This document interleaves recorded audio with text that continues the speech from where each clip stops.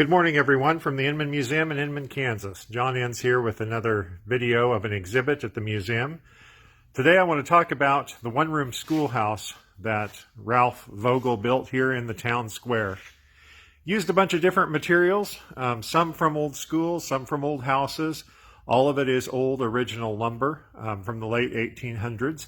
At the top you can see the school bell. Actually, that was not a bell from a school, but it was the old fire bell in Inman that used to ring when there was a fire in the early days.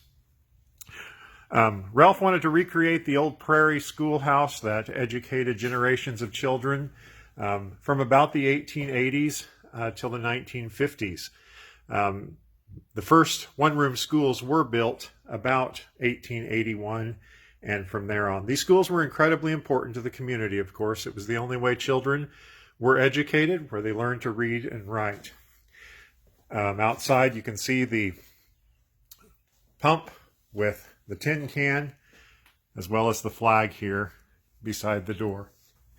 District 26 was the district Ralph chose to put on here, and it was a little bit arbitrary, but this school does not have a name. Let's go ahead and go inside. One of the first things you'll see on coming in is another way for children to quench their thirst after walking to school or recess, sharing a communal cup from the bucket.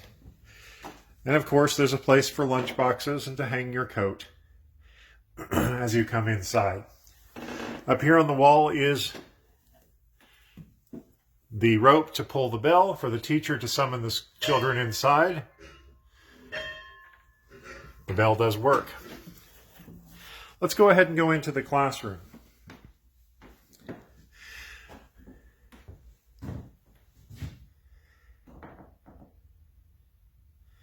Some of the items in here that are from actual one-room schools in this area are the pictures in the front of Abraham Lincoln and George Washington, a must in any school, as well as the maps that are on the wall. The chalkboards are original slate boards.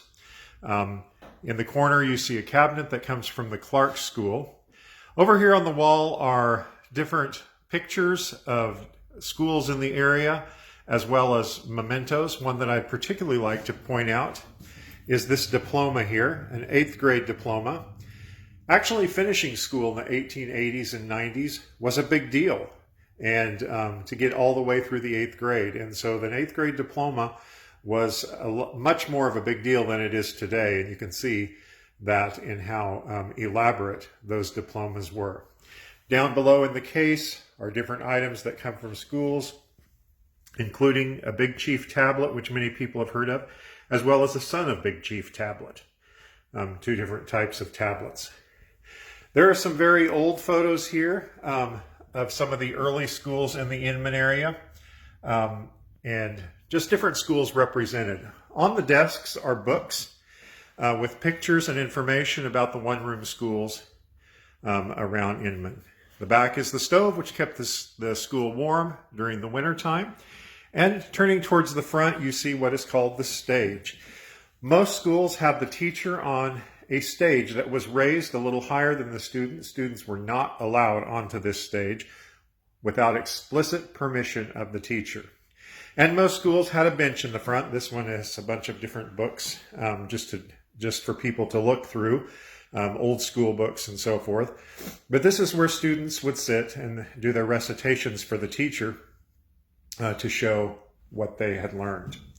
Got a collection of globes from different schools in the area that people have donated.